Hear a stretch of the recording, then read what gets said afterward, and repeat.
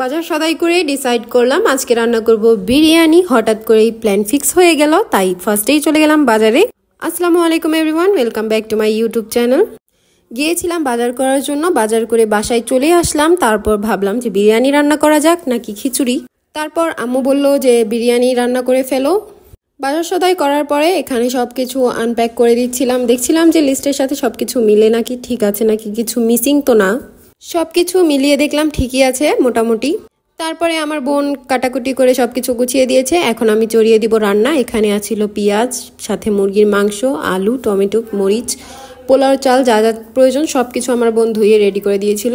এরই মাঝে আমি চলে গেলাম ড্রয়ার থেকে একটা নতুন চামচ বের করার জন্য, যেহেতু আমি ভিডিও করব। উপর থেকে একটি বড় কড়াই নামিয়ে এটাকে ধুয়ে সুন্দর করে পানি শুকিয়ে এর মধ্যে তেল দিয়ে পেঁয়াজটাকে দিয়ে হালকা একটু নাড়াচাড়া করে যখন পেঁয়াজটা নরম নরম হয়ে আসছে, তখন আমি এর মধ্যে আস্ত গরম মশলাগুলো দিয়ে দিয়েছি। পেঁয়াজটা লাল হয়ে যাওয়ার পরে এর মধ্যে আমি প্রায় 2 চামচের একটুখানি বেশি আদা রসুন বাটা দিয়ে দিয়েছি।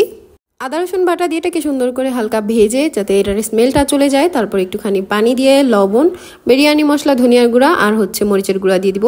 আর তেমন কোনো এক্সট্রা মশলা আমি এখানে ইউজ করব না, কারণ যেহেতু গরমের দিন অতিরিক্ত মশলা হয়ে গেলে খেতে ভালো লাগবে না। সবগুলো মশলা দিয়ে চুলার জালটাকে কমিয়ে আমরা এটাকে সুন্দর করে ভুনা করে নিব, যাতে মশলার কাঁচা স্মেলটা চলে যায়। মশলাটা ভুনা হয়ে গিয়েছে, এখন এর মধ্যে আমি টমেটো আর কেটে রাখা মরিচগুলো দিয়ে দিব।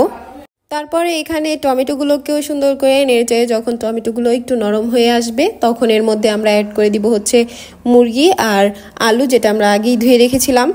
তারপরে এখানে মুরগির মাংস আর আলুটাকেও সুন্দর করে নেড়েচেড়ে মশলার সাথে ভালোভাবে মিক্স করে তারপরে আমি এটাকে রেখে দিব 20 মিনিটের জন্য। এবার যাই আমরা এর মধ্যে কোনো পানি দিব না, এটার মধ্যে থেকেই পানি বের হবে। এই তো দেখতে পাচ্ছেন অলমোস্ট 50% হয়ে গিয়েছে, আর এখন অলমোস্ট 80% হয়ে গিয়েছে। তাই এখন এর মধ্যে দিয়ে দিব চাল। চালটাকে দিয়ে মশলাগুলোর সাথে সবকিছুর সাথে ভালোভাবে মিক্স করে নিব। মিক্স করে নিয়ে চালটা যখন ভাজা ভাজা হয়ে আসবে, এই তো আমাদের চালে যে এক্সট্রা পানি ছিল সেটাও শুকিয়ে গিয়েছে। পাশের চুলায় আমি পরিমাণ মতো পানি বলক আসার জন্য রেখেছিলাম, সেটাও গরম পানিটা এর মধ্যে অ্যাড করে দিব। অ্যাড করে দেওয়ার পরে 40 মিনিট এটাকে দমে রেখেছিলাম, মাঝে একবার লবণ চেক করেছিলাম। তারপরে এই তো আমাদের বিরিয়ানি রেডি। এটাই ছিল আজকের ছোটখাটো একটা মিনি ভ্লগ, আশা করি ভালো লাগবে।